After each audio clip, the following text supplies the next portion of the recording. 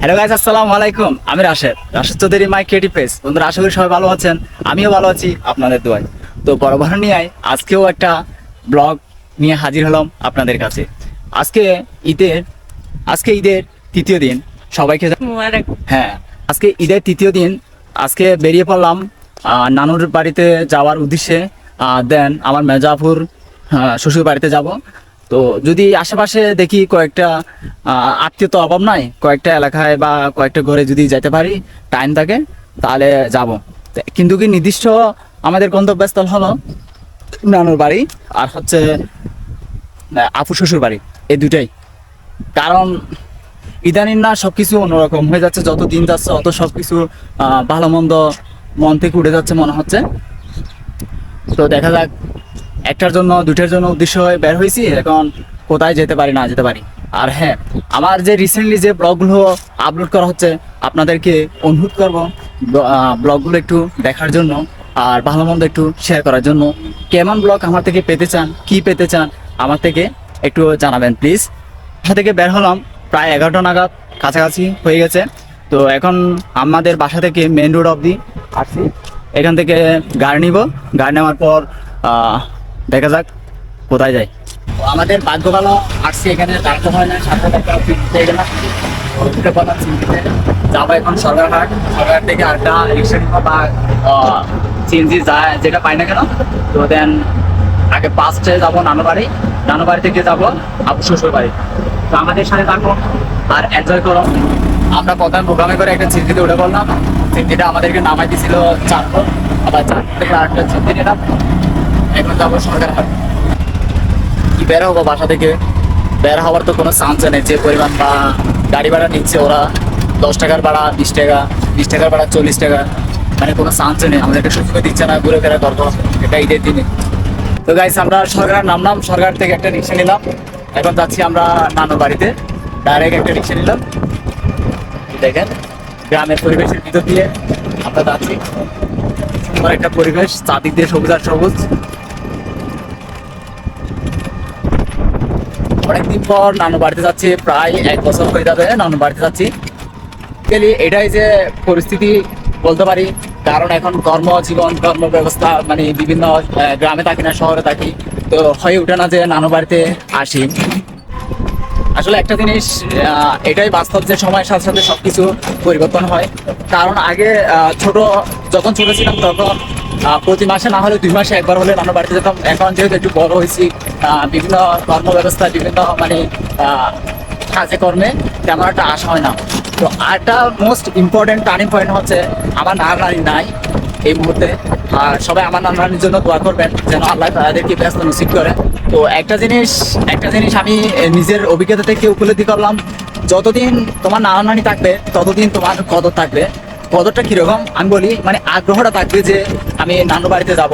তো এরকম যে নানু নানি নাই মানে আমাদেরকে আপ্যায়ন করবে না, সম্মান করবে না, আমাদেরকে অতিথি আপ্যায়ন করবে না, এটা না, এটা হচ্ছে ভুল একটা।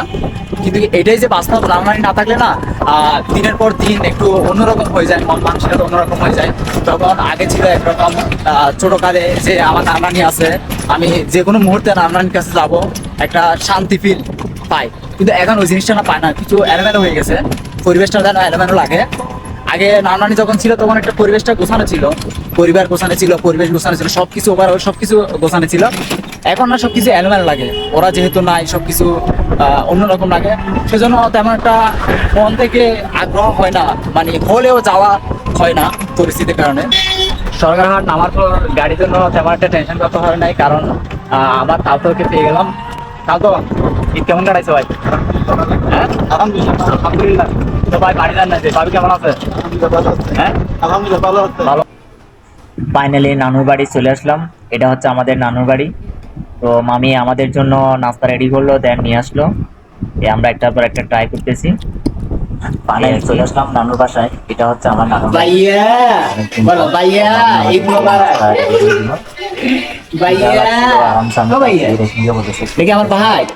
এটা হচ্ছে আমার ভাই ফুসকু ভাই, এটা ফুসকু ভাই, এটা হচ্ছে কি আমার ফুসকু ভাই নেই, ফুসকু ভাই। এটা হচ্ছে আমার আরাব ভাই, আমরা যেহেতু অনেকদিন পর নানুর বাড়িতে গেলাম, এই জন্য মামি কিছুতেই দুপুরে খাওয়া দাওয়ার ছাড়া আসতে দিচ্ছে না। তো হঠাৎ করে মামি এইসব আয়োজন করলো, দেন আমরা এখন নানু বাড়ি থেকে বের হলাম, নানু বাসা থেকে মামি খাওয়া দাওয়া লাঞ্চ করে একদম। তো একটা রিক্সা নিলাম, রিক্সা এখন কোতলে যাবো, কোতলে থেকে আরেকটা গাড়ি অথবা রিক্সা নিয়ে আপুর বাড়ি চলে যাবো। এখন আমরা বোটতলি, আনোয়ারা বোটতলিতে। তো আরেকটা রিক্সা নিলাম, এখন যাবো আপুর বাসায়। আপুর বাসা হচ্ছে কালীবাড়ি। এখান থেকে রিক্সা নিলাম একটা, তো দেখা যাচ্ছে আপুর বাসায় গিয়ে। আমরা এখন বেরিয়ে পড়লাম আপুর বাসা থেকে। একটু দেখি কোথায় যেতে পারি, কিন্তু এখনো স্থির করি নাই কোথায় যাব।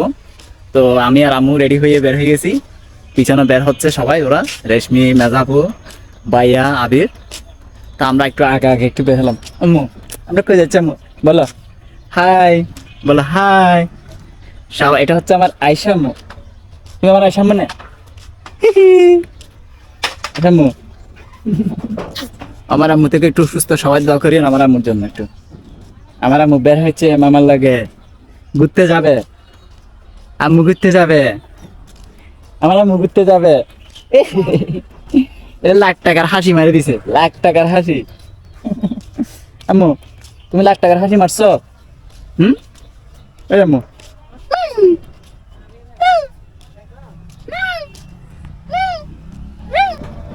আমরা এখন গাড়ি নিয়ে নিলাম একটা একটু। এখন যাচ্ছি কোথায়? মেনা গার্ডেন। তো ডিসাইড করলাম মেনা গার্ডেন। আমি কোথায় যাচ্ছ, তুমি কোথায় যাচ্ছ বলো? বাবু মেনা গার্ডেনে। তো মেনা গার্ডেন গিয়ে দেখা হচ্ছে সবার সাথে। মেনা গার্ডেনে অনেক আগে একবার আসছি, আমার পেজে পুরো একটা ভিডিও আছে, চাইলে আপনারা ওটাই দেখতে পারেন। তো এখন আসছি আপু আর বাইয়া, রেশমি, আবির সব মিলে আসছি।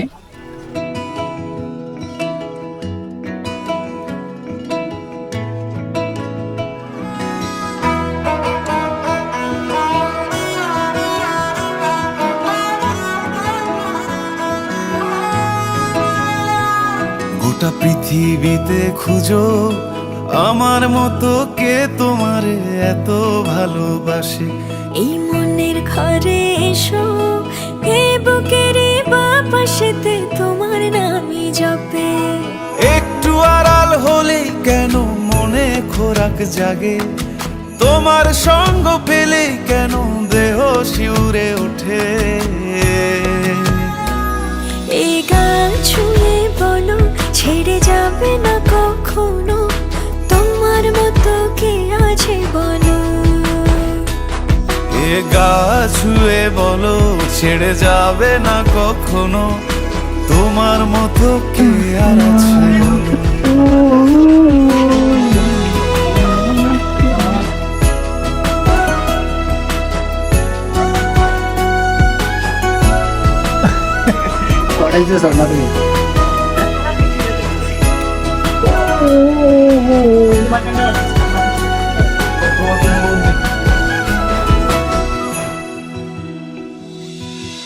পাল ছাড়া নামের বুকে।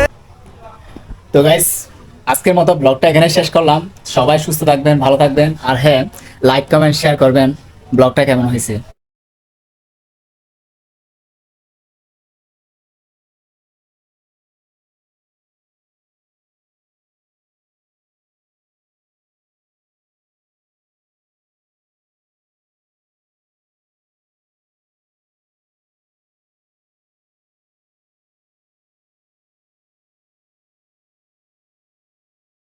মেনা গার্ডেন থেকে বের হয়ে আমরা সোজা চলে গেলাম একটা রেস্টুরেন্টে।